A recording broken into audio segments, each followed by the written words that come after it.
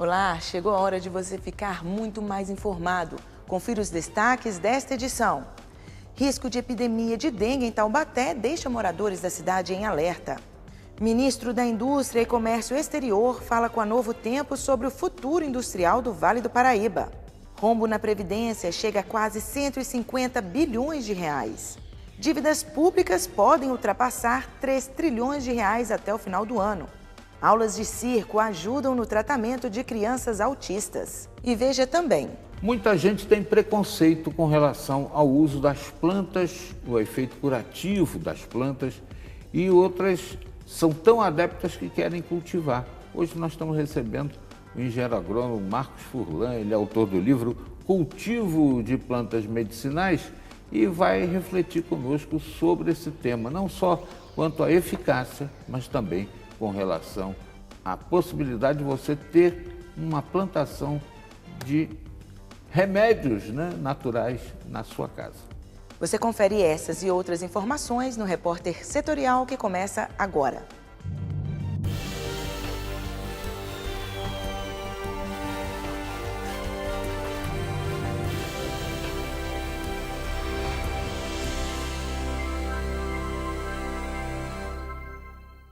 Seja bem-vindo, este é o seu Repórter Setorial na TV e na web.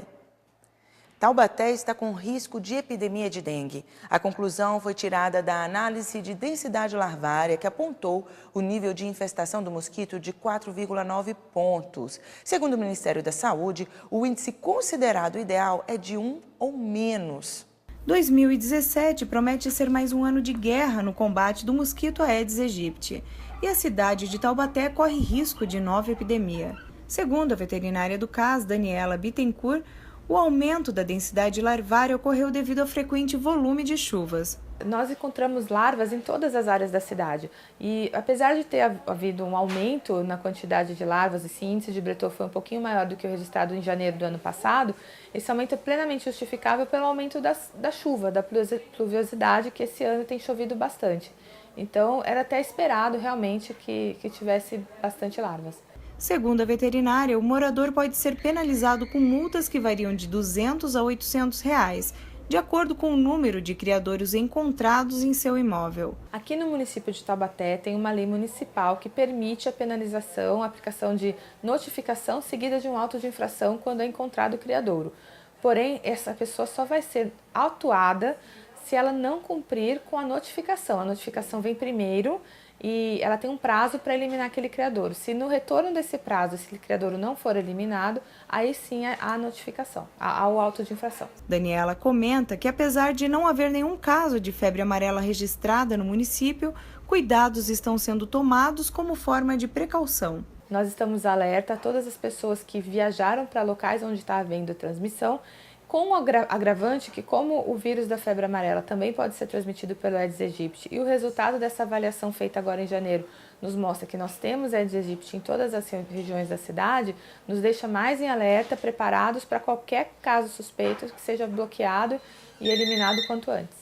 Os indicadores mostram um aumento da infestação de larvas do mosquito, que passou de 4,4 em janeiro do ano passado para 4,9 pontos no IBI, índice Bretal. O Ministério da Saúde afirma que o índice de tranquilidade é de 1,0. Acima de 1,5 há risco de epidemia, ou seja, a ADL em Taubaté apresenta números quase 5 vezes maiores do que o recomendado. É muito importante que, além da Prefeitura fazer o trabalho dela no controle e contenção dos focos, que as pessoas façam também a sua parte diariamente na eliminação de todo e qualquer criadouro do mosquito, ou seja, qualquer lugar que possa ter água parada dentro de casa. Cada um tem que fazer a sua parte? Isso mesmo, cada um tem que fazer a sua parte. Coisas que a gente já sabe, não deixar água parada, botar areia nos potinhos e não ficar só esperando do governo. O ano de 2016 foi marcado pelas constantes subidas dos juros. Essa história se repetiu em todos os meses e pesou muito no bolso do brasileiro. Só as taxas do cartão de crédito subiram 447%. O resultado disso são contas se amontoando e dinheiro encurtando cada vez mais. Mesmo com a redução do número de inadimplência, muitos consumidores estão perdendo o controle das dívidas. As taxas de inadimplência diminuíram sensivelmente no ano passado, mas os juros médios cobrados pelos bancos e financeiras foram na direção oposta. Não pararam de subir em 2016. A inadimplência elevada no Brasil era apontada como uma das causas para o encarecimento do crédito, mas para alguns economistas, a redução do percentual de dívidas em atraso não mudou a percepção de alto risco agravada pelo desemprego e pela crise econômica. O nível de inadimplência entre pessoas físicas recuou 0,3 ponto percentual e caiu para 6,05%. Enquanto isso, as taxas de juros médias cobradas das pessoas físicas saltaram mais de 7 pontos percentuais e meio, foram para 71,5%. O nível de calotes e a taxa básica de juros, a Selic, servem como termômetros para os bancos decidirem quanto vão cobrar de juros nos financiamentos e empréstimos. Quanto menor a inadimplência, supostamente maior a tendência de queda dos juros no mercado. Você sabe o que é sepse? Apesar da doença ser considerada problema de saúde pública, apenas 7% dos brasileiros ouviram a respeito. A sepse é uma das principais causas de morte em hospitais no Brasil. São mais de 600 mil casos a cada ano. Sepse é frequentemente fatal. É responsável por 25% da ocupação dos leitos de unidades de tratamento intensivo, as UTIs no Brasil, sendo a principal causa de morte nesse setor. As UTIs são os locais onde existe o maior número de pacientes com sepse e um grande número de pacientes com sepse. Por quê? A sepse é grave e o lugar do paciente grave é na UTI. É aquele paciente que, usando de novo o exemplo da pneumonia, estava com a pneumonia, tomando o seu remédio, o seu antibiótico, internado ou não, a princípio, e que evolui mal. Começa a ter um desequilíbrio funcional, desequilíbrio das funções do seu organismo, então precisa de UTI, sim, até para suporte da respiração, da circulação. Então é isso mesmo, as UTIs albergam um grande número de pessoas que estão com sepse. Diagnóstico e tratamento precoces salvam vidas. Existe tratamento, sim, sempre existe tratamento. O diagnóstico de tudo deve ser o mais oportuno possível, né? Então, aquele paciente que não está bem, a gente está notando que está evoluindo diferente, que está piorando ao invés de melhorar, pode ser uma sepse, a gente já intervém com medidas mais contundentes, mais fortes, até para manter a parte circulatória, porque a sepse tende a evoluir com choque, né? Com estado de choque, onde há uma falência da circulação. E fazer o máximo para salvar essas pessoas. Dá para salvar, mas é uma situação difícil. Muitas vezes também nós vamos perder, nós, medicina, vamos perder essa batalha. Uma pesquisa encomendada pelo Instituto Latino-Americano de Sepse, ao Datafolha, mostra que apenas 7% dos brasileiros já ouviram falar de sepse. Já ouvi falar, mas eu não sei os sintomas dela. Sim. O que é? Sepse é uma infecção generalizada que pode acontecer com uma pessoa. Sepse ou septicemia são sinônimos, quer dizer, uma infecção generalizada, ou seja, uma infecção que começou num lugar, num pulmão, por exemplo, como uma pneumonia, mas passou para o corpo inteiro. Uma infecção, às vezes, começa num lugar. Eu recordava recentemente a questão de uma infecção dentária numa paciente razoavelmente jovem que evoluiu para sepse e morte.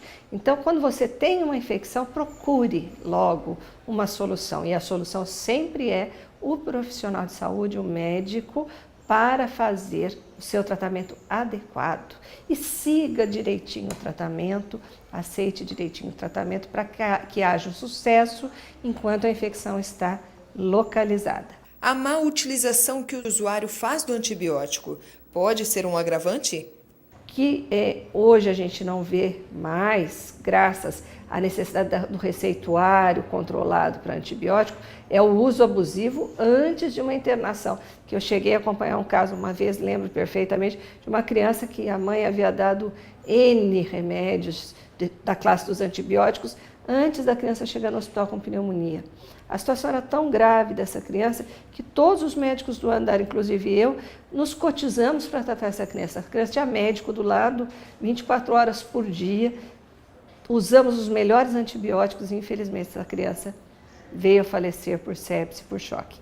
Por quê? Porque foi o mau uso mesmo que determinou uma seleção de bactérias resistentes. Então, buscando o bom uso, é que hoje os hospitais fazem um critério muito grande e hoje tem essa lei da receita, que foi um grande achado, uma grande situação para o nosso país. Os brasileiros que moram nos Estados Unidos também estão incluídos na lista de restrições estabelecida pelo decreto do presidente norte-americano, Donald Trump. E algumas mudanças já podem ser percebidas nas entrevistas consulares para a emissão de visto.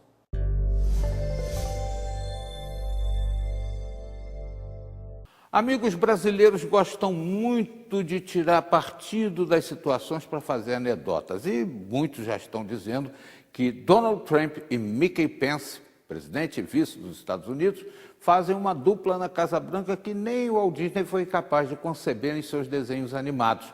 E as fotos dos dois já estão chegando aos consulados em todo o mundo. No Rio de Janeiro, por ironia do destino, o consulado funciona na Rua do México. Olha só, quanto motivo para piada, só que a coisa começa a apertar para o lado dos brasileiros, que agora estão aí incluídos também nesse decreto lá dos islâmicos, dos muçulmanos, porque ficam mais rigorosas as medidas para o visto.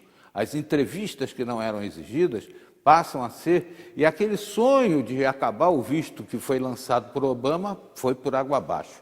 Preocupante, mas é preocupante também para os Estados Unidos, porque não é desconhecido que os brasileiros praticamente ajudam a sustentar a Disneylândia e a Disney World, uma na Flórida e outra na Califórnia, com suas compras, com suas viagens, seu turismo, e muitos brasileiros vivem desse negócio também, morando nos Estados Unidos, muita gente indo de Governador Valadares, Minas Gerais, para lá, famílias sustentadas nesse ir e vir de quantias de dólares, mas tem também esse lado preocupante para os americanos, né? A baixa do turismo. Está todo mundo aí muito quieto, ninguém fala nada, uns acham que não é problema nosso, não vamos nos meter, mas eu lembro um poema que atribuem a Mayakovsky, mas que na realidade foi feito em homenagem a ele.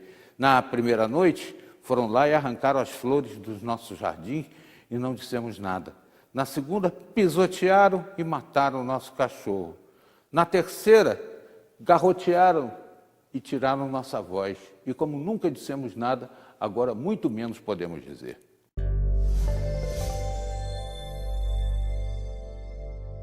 Ministro da Indústria, Comércio Exterior traça perspectivas para o futuro industrial do Vale do Paraíba. Em instantes, voltamos já.